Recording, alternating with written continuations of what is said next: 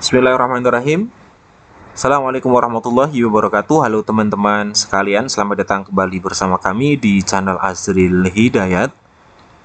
Dalam video kali ini kembali kami akan mengabarkan informasi terkait dengan pengangkatan tenaga honorer menjadi ASN P3K dan juga tentunya pengumuman dari seleksi P3K Guru tahun 2022 yang sangat dinanti oleh teman-teman guru honorer.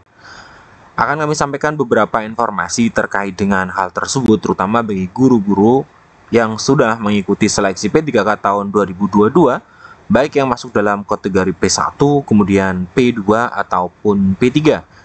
Jadi silahkan simak video ini hingga akhir, sehingga teman-teman bisa mendapatkan informasi lebih lanjut dari pelaksanaan P3K ini.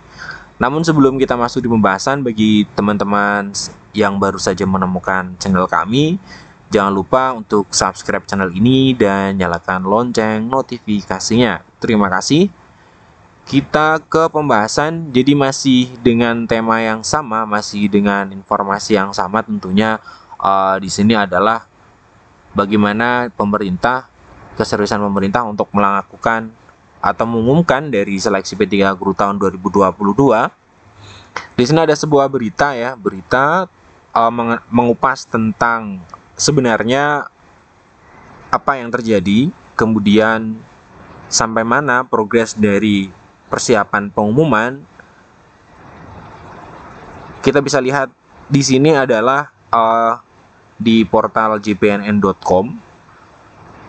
Kita lihat di sini informasinya bahwa kita sudah sama mengetahui ya, sudah sama-sama tahu bahwa semula nanti akan diumumkan 2-3 Februari. Namun masih saja muncul dari penundaan ya di halaman guru P3K hingga hari ini 24 Februari. Kalau kita lihat di portal guru P3K ya masih sama, masih menunjukkan dari pengumuman, di mana pengumumannya adalah ini ya, pengumuman hasil masih ditunda. Nah, kemudian setelah itu kita bisa ketahui juga bersama bahwa Bu Nunuk memberikan informasi estimasi 3 sampai pekan ketiga dan pekan keempat.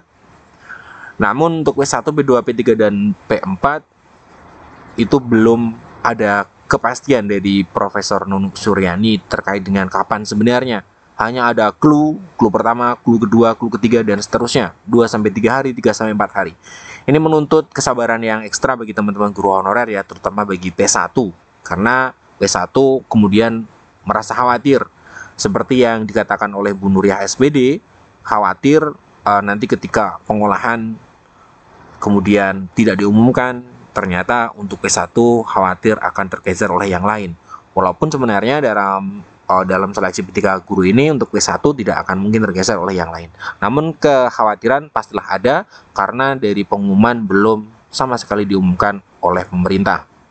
Nah, kemudian sebenarnya apa yang terjadi? Kemudian apa yang menyebabkan hal tersebut bisa berlarut seperti itu? Kita bisa cermati di informasi selanjutnya.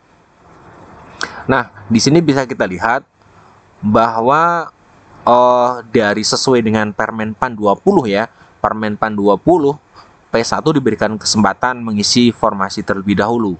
Kemudian jika tersisa untuk P2, setelahnya jika masih ada sisa P3, kemudian P4.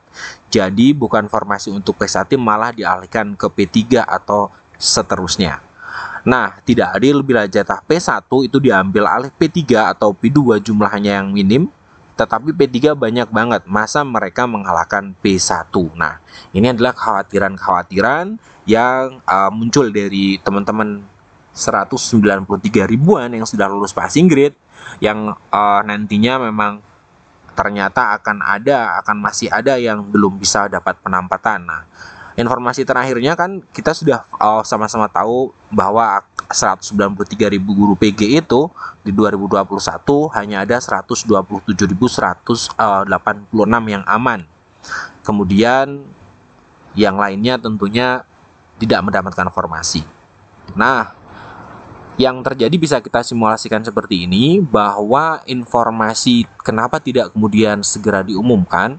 Kita bisa lihat bahwa masalahnya yang pertama adalah diolah data. Ini seperti yang pernah juga disampaikan oleh Bu Nunuk Suryani ya, berkait dengan penundaan seleksi P3K guru tahun 2022 ini. Memang ada beberapa hal penyebabnya, dan salah satunya adalah ada olah nilai. Artinya apa? Artinya adalah pemerintah dalam hal ini itu melakukan optimalisasi ya teman-teman sekalian, optimalisasi dari formasi. Nah, optimalisasi formasi ini sebenarnya adalah sebuah cara dari pemerintah untuk mengisi karena yang aman 127.186. Nah, sisanya itu diambilkan dari optimalisasi formasi. Nah, optimalisasi formasi ini diambilkan dari mana? Diambilkan dari formasi P2, P3, dan P4 formasi pelamar umum yang tidak diisi tidak ada formasinya. Maksud kami tidak ada pelamarnya. Nah, itu digunakan untuk optimalisasi formasi untuk P1, penempatan untuk P1. Nah, tentunya pengolahan seperti hal yang baru saya kami jelaskan, tentunya itu membutuhkan waktu yang cukup lama. Apalagi ketika kita tahu ketika pengumuman P1 itu ada pilihan untuk P1 bisa turun menjadi prioritas 2, bisa turun menjadi prioritas 3, dan seterusnya. Ini tentunya Kemendikbudristek memetakan hal tersebut. Kemudian berdasarkan aturan main yang sudah ditetapkan, untuk prioritas penempatan pun harusnya dilakukan sesuai dengan urutan honorer K2, honorer negeri, lulusan PPG, dan honorer swasta. Nah, kemudian masing-masing kategori harus dilakukan urutan berdasarkan nilai yang diperoleh pada hasil seleksi tahun 2021 sesuai Permenpan 28 2021 tentang nilai teknis dulu, kemudian manajerial, sosiokultural, dan juga wawancara, dan yang terakhir adalah usia. Itu adalah penentu dari kelolosan peserta seleksi P3K 2021.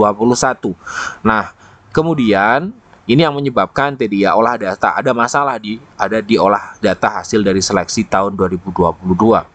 Nah, kemudian kita bisa cermati dari pernyataan Pak Suharmen ya. Bapak Suharmen juga pernah melontarkan sebuah pernyataan bahwa pengumuman atau ngadatnya atau ditundanya itu memang karena olah data yang belum beres. Bisa disimak dari pernyataan Deputi Sistem Informasi Kepegawaian Bapak Suharmen dari BKN. Kita bisa lihat di sini bahwa tanggal 9 sampai 11 sudah ada undangan. BKN diundang oleh Kemendikbudristek untuk pengolahan hasil seleksi P3K guru. Namun dalam hal tersebut ternyata Kemendikbudristek akan mengolah sendiri hasil seleksi P3K guru. Dijawab oleh Pak Suharmen, silahkan dilakukan. Namun titip pesan dari BKN adalah agar hal tersebut jelas siapa yang bertanggung jawab, sehingga nanti ketika tidak ada yang sebuah masalah ke depannya, maka sudah jelas itu merupakan tanggung jawab dari Kemendikbudristek. Nah, ini teman-teman, olah data. Pertanyaannya adalah apakah olah data itu sudah selesai atau belum? Kemudian kapan sebenarnya akan diumumkan untuk hasil seleksi P3K tahun 2022? Nah, kita masih menunggu saja. Admin hanya bisa menyarankan untuk teman-teman guru honorer yang mengikuti seleksi P3K guru tahun 2021, maksud kami 2022 ya, silahkan secara berkala cek di akun SSCASN masing-masing, login. Kemudian setelah login, teman-teman bisa masukkan untuk NIP ya, maksud kami NIK, memasukkan NIK dan seterusnya, dan password tentunya. Kemudian setelah itu teman-teman bisa melihat hasil dari pengumuman. Nah, jika tidak, teman-teman juga bisa lihat di portal guru-p3k.kemendikbud.go.id. Nah, di sini pasti nanti akan muncul pengumuman terkait dengan pengumuman kelulusan dari seleksi P3K guru tahun 2022. Nah, ini teman-teman, namun di balik itu semuanya ada kabar yang cukup masih berprogres ya, masih berproses, di mana tenaga honorer itu akan langsung diangkat sebagai ASN tanpa tes. Ini menjadi sebuah solusi dari penuntasan tenaga honorer, apalagi Pak Jokowi secara langsung sudah memerintahkan kepada Pak Menpan untuk segera membuat sebuah terobosan, di mana terobosan tanpa tes untuk tenaga honorer. Tentunya ini adalah menyangkut dengan RUU ASN ya, draft RUU ASN, di mana dalam rencana tersebut ASN akan diangkat tanpa tes, merupakan upaya pemerintah dalam menyelesaikan permasalahan tenaga honorer. Apakah ini akan diambil oleh Kemenpan RB, kita tidak tahu. Harus masih ada proses yang cukup lama untuk mengesahkan draft RUU ASN ini, terutama di proses legislasinya. Nah, terima kasih untuk teman-teman tenaga honorer yang telah menyimak. Semoga ini memberikan pencerahan. Terima kasih. Assalamualaikum warahmatullahi wabarakatuh.